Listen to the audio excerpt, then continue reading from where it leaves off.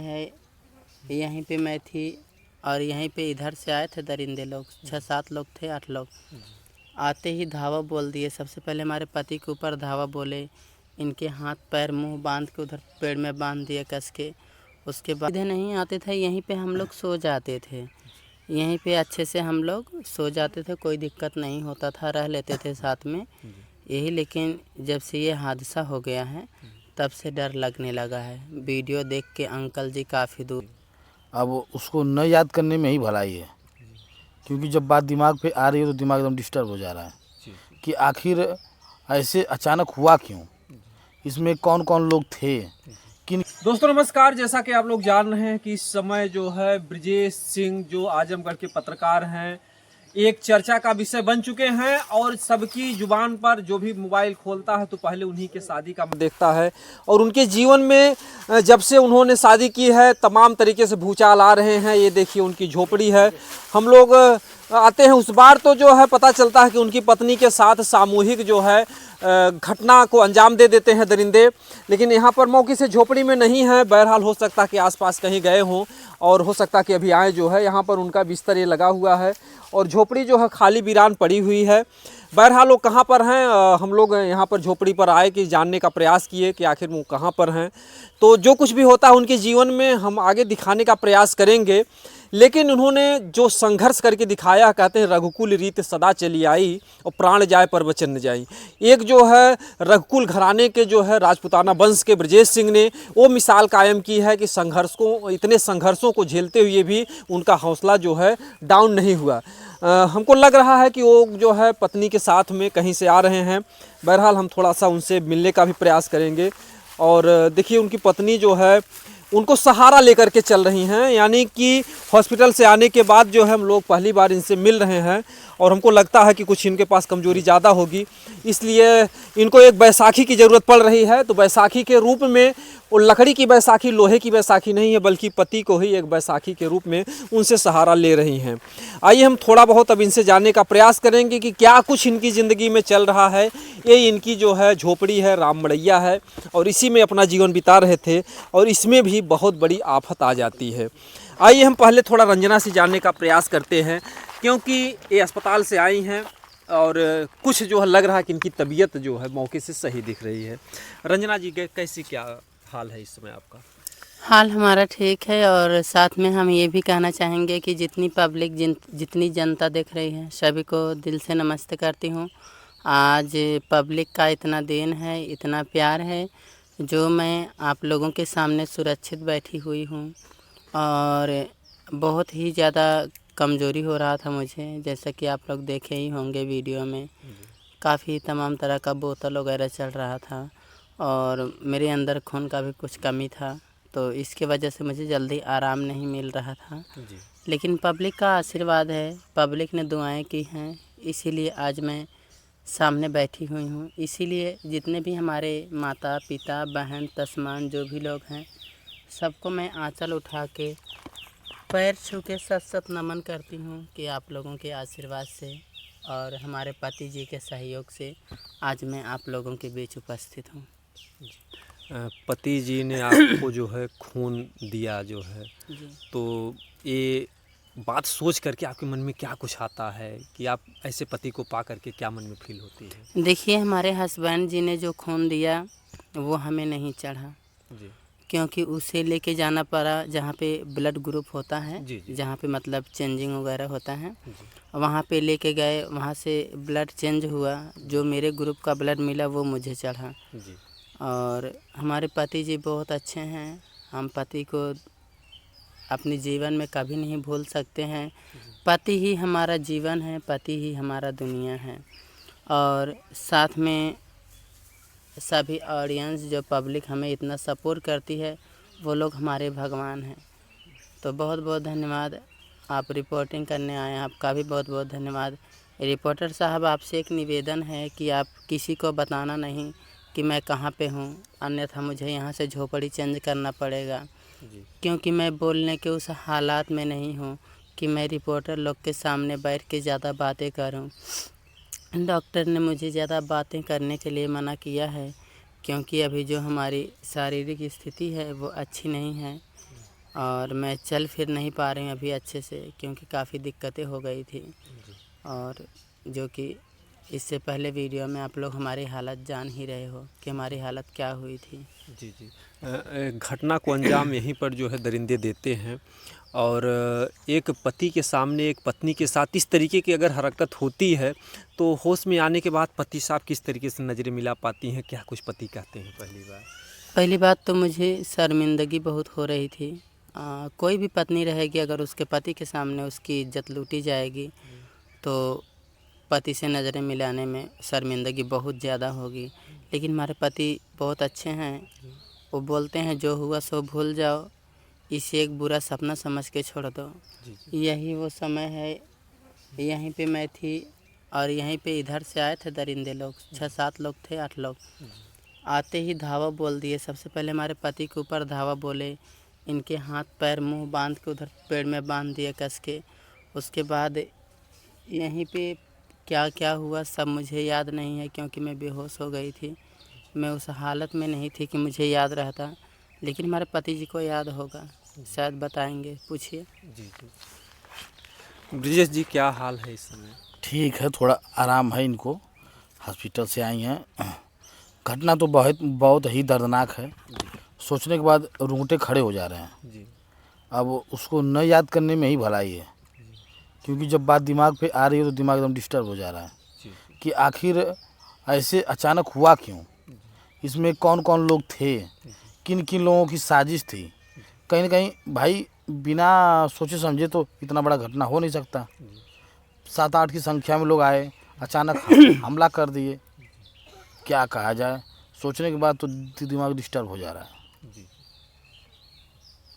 तो क्या इतनी बड़ी घटना आपकी पत्नी के साथ होती है तो क्या अभी भी इसी झोपड़ी में आपका रहने का विचार है, या फिर यहाँ से कहीं और फिर रवाना होने का विचार है? झोपड़ी चेंज करूँगी यहाँ से मैं, क्योंकि ये झोपड़ी बहुत गलत जगह पे लग गई है। सेफ नहीं है। हाँ, सेफ नहीं है। यहाँ से झोपड़ी को चेंज करेंगे। एक अंकल जी हैं, उन्होंने बताया है कि तुम हमारे यहाँ झोपड़ी डाल के रहो, तुम्हें यहाँ कोई दिक्कत नहीं होगा, तो हम वहीं पे झोपड़ी लगाएंगे और यहाँ से झोपड़ी चेंज करेंगे। उन्होंने बताया है कि जैसे ऐसे सामने उनका घर है और ऐसे सामने उनका खेत है, तो उन्होंने बताया है कि अगर तुम लोग वहाँ खेत में झोपड़ी लगा के रहोगे तो कम से कम जो खेत में लिलगा वगैरह आते हैं वो सब चीज़ों से हमारा खेत भी सुरक्षित रहेगा, और आप लोग का जब तक मन करे तब तक आप लोग रह लो, कोई दिक्कत नहीं है। बिल्कुल, ऐसे ऐसे सज्जन भी हैं हमारे समाज में। और बहरहाल कहते हैं एक पंथ दो कार्य, यानी कि इनको एक शरणागत जो है स्थान भी मिल जाएगा, साथ ही साथ उनकी फसलों का जो है, जो नीलगाय या बछड़े जो भी नुकसान करते हैं उससे बच जाएंगे जो है। तो इस स्थिति में यानी कि आप जो है इतनी तबीयत आपकी ख़राब हुई, इतनी आपके साथ घटना घटी, और फिर भी जो है आप लोग एक दूसरे के साथ निभा रहे हैं। कैसे जो है नींद उद कैसे आती है रात में? क्या कुछ सपने उपने आते हैं उल्टे सीधे? नहीं, सपने अपने तो उल्टे सीधे नहीं आते थे, यहीं पे हम लोग सो जाते थे, यहीं पे अच्छे से हम लोग सो जाते थे, कोई दिक्कत नहीं होता था, रह लेते थे साथ में यही। लेकिन जब से ये हादसा हो गया है तब से डर लगने लगा है। वीडियो देख के अंकल जी काफ़ी दूर से आए थे। अच्छा। उन्होंने बस एक चीज़ ये कहा है कि सोशल मीडिया पे मत बताना कि मैं किस जगह रहूँगी, जी जी तुम आओ रहो। हमारे ही इलाके के हैं वो, जी बोले हैं कि आओ रहो, यहाँ पे कोई दिक्कत नहीं है, जी खाने पीने का आटा हो गया, चावल हो गया, हम व्यवस्था कर देंगे। हम बोले नहीं अंकल जी, ऐसी बात नहीं है, हम लोगों के पास पैसे हैं, इतने भी भिखारी नहीं हो गए हैं, पैसे भी हैं। अगर कहीं रूम मिल जाता तो किराए के रूम पे भी रह लेते, लेकिन रूम कोई देता नहीं है हम लोगों को देख के। और इसलिए नहीं देता है, क्यों नहीं देते हैं लोग? भीड़ लग जाती है काफ़ी ज़्यादा, रिपोर्टर लोग आने लगते हैं, यूट्यूबर लोग आने लगते हैं, लोग सेल्फी खींचने लगते हैं। ज्यों रूम से बाहर निकलो, अरे रंजना एक सेल्फी, अरे रंजना एक वीडियो, प्लीज़ दीदी एक वीडियो बना दो। और कितने लोग छिछोरे टाइप के रहते हैं, ही हाँ हाँ हाँ हाँ, तमाम तरीके बदतमीजी बात बोल के चले जाते हैं। तो इसकी वजह से लोग रूम नहीं देते हैं। और ये मतलब नहीं है कि मैं किन्नर हूँ इसलिए रूम नहीं देते हैं, ये ऐसा मतलब नहीं है। जो वहाँ पे भीड़ें लग जाती हैं, तमाम तरह के लोग आ जाते हैं, इन चीज़ों से बचने के लिए लोग रूम नहीं देते हैं। अच्छा रंजना जी, क्या मन में कभी पछतावा भी होता है कि हम शादी से पहले हमारी ज़िंदगी अच्छी थी, शादी के बाद हमको इतना दुख झेलना पड़ रहा है, जिस तरीके से आप मुसीबतों का सामना करना पड़ रहा आपको, क्या ऐसा पहले भी आपने कभी ऐसा दुख झेला था? देखिए, ना ही मुझे शादी से पहले दुख था, ना ही मुझे शादी के बाद दुख है। अब देखिए, जो घटनाएं लिखी गई हैं वो तो होंगी ही। विधि का लिखा कोई टाल नहीं सकता है। शायद वही मेरे कर्म में लिखा होगा, और जो हुआ सो अच्छा हुआ, जो होगा अच्छा ही होगा, और जो हो रहा है वो भी अच्छा ही हो रहा है, क्योंकि प्रकृति का लिखा हुआ कोई नहीं टाल सकता है, वो चाहे मैं हूँ चाहे आप हों। जी, कहते हैं कि लाभ हानि जीवन मरण जस अब जस विधियात, सब कुछ ईश्वर के हाथ में होता है। और रंजना जी, जैसे आपके वीडियो तमाम लोग देख रहे हैं, तमाम ऐसे भाई हैं जो कि ब्रजेश सिंह को देख करके किन्नर से शादी करने का विचार भी बना रहे होंगे, लेकिन आपकी मुसीबतों को देख रहे होंगे तो शायद उनकी भी रूह कांप जा रही होगी। उनके लिए आप क्या कहना चाहेंगे? देखिए, दुनिया का हर एक लड़का ब्रजेश सिंह नहीं हो सकता है, और दुनिया की हर एक किन्नर वो सच्चे दिल से और सच्चे मन से किसी एक को अपना पति बना के ज़िंदगी निभा नहीं सकती है। तो हमारे अंदर किन्नरों के मतलब तरह से कुछ अलग ही गुण हैं। हाँ, तो हमारे अंदर के जो गुण हैं, हम उनका मतलब सामना किन्नर से नहीं कर सकते हैं, क्योंकि किन्नर कुछ अलग ही चीज़ है, मैं कुछ अलग ही चीज़ हूँ। और किन्नर में और मुझ में बहुत फ़र्क है। मेरे अंदर दया है, मेरे अंदर दिल है, मेरे अंदर सील है, ऐसी बात नहीं है, लेकिन हम उनसे अपनी समानता नहीं कर सकते हैं। हमारे पति हमारे लिए दुनिया है, हमारे पति हमारे लिए जीवन है, और इन्हीं के साथ मुझे सुख दुख सब बिताना है। देखिए, जीवन में सुख दुख आता ही रहता है। जी जी। अच्छा रंजना जी, जैसे शादी करती हैं, हर लड़का लड़की शादी करने के बाद उसका एक सपना होता है, एक सुहाग रात की खुशी आती है। तो इसे सुहाग रात के दिन भी आपके जीवन में आफत आ गई, आपके तमाम जो है खून निकले और तमाम तरीके से समस्या, आपको ही डॉक्टर ने मना भी किया था कि आप लोग जो है संबंध नहीं बनाएंगे। और एक घाव तो मतलब उस दिन का ही था। अभी 18 तारीख को आपकी शादी होती है, अभी 1 महीने भी नहीं हुए और डॉक्टर ने 2 महीने का तब तक जो है 5-6 दरिंदे इस तरीके की घटना को अंजाम दे देते हैं। तो इससे आपके दिल दिमाग पर क्या मानसिक दबाव बनता है, क्या कुछ मन में फील होता है आपके? देखिए, वैसे मुझे कोई विशेष ज़्यादा दिक्कत नहीं है, और वो जो सुहाग रात में जो दिक्कत हुई थी, अब उस तरह का दिक्कत मुझे नहीं है। लेकिन ये जो हादसा हुआ है, उस हादसे के वजह से मुझे कुछ अंदरूनी दिक्कत हुई हैं, जो मतलब सोशल मीडिया पे बता नहीं सकती हूँ, क्योंकि हमारी माताएं देख रही हैं, हमारी बहनें देख रही हैं, हमारी बिटिया लोग देख रही हैं, बच्चे लोग देख रहे हैं, तो उतना खुल के बता नहीं सकते हैं। लेकिन ये जब से मुझे खून चढ़ा है शरीर में, तब से मुझे बहुत राहत है, और उम्मीद है कि अब ऐसी दिक्कत नहीं होनी चाहिए। चाहे हम अपने पति के साथ चाहे जैसे संबंध बनाएं, अब ऐसी दिक्कत नहीं होनी चाहिए। जी जी, मतलब अब कोई दिक्कत नहीं हो सकती है? नहीं, क्योंकि मैंने ट्राई भी किया था। अब ऐसा दिक्कत नहीं होना चाहिए। जी जी जी। चलिए ठीक है, भगवान करे कि आपका जीवन जो है सुखमय बीते। जो है ब्रजेश जी, जो है मैं आपसे सवाल करना चाहूँगा कि क्या आपको शादी करने के बाद एक लोगों के अंदर बहुत जुनून होता है, जब भी प्यार मोहब्बत करते हैं, क्या शादी करके आपके मन में कोई पश्चाताप तो नहीं हो रहा है? कोई पश्चाताप नहीं है। मुझे भी पता है जो विधि का विधान लिखा है वही होगा, तो जो लिखा था वो हुआ और हो भी रहा है। कोई पश्चाताप नहीं है। मतलब कुछ भी थोड़ा सा भी थोड़ा सा इनके अंदर हवस वाली चीज़ नहीं है। जी जैसे होता है ना, कुछ लड़के होते हैं हवसी होते हैं कि कब पाऊँ तो कब कर लूँ, इनके अंदर ऐसी कोई चीज़ नहीं है। जब मैं चाहती हूँ तभी ये करते हैं। जी। जैसे मेरी शादी 18 तारीख को हुई थी, तो 19 तारीख को मुझे कुछ दिक्कत हुआ था, तो उससे 10 दिन बाद ये सब चीज़ें ठीक हो गई थी। हमने संभोग भी किया था, वो भी सक्सेस था, कोई दिक्कत नहीं हुआ था।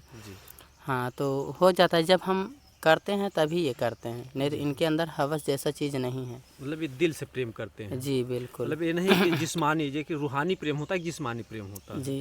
यानी ये आपके रूह से प्रेम करते हैं। जी बिल्कुल। आपकी खुशी में ही सारी खुशियाँ वो देखते हैं। जी बिल्कुल।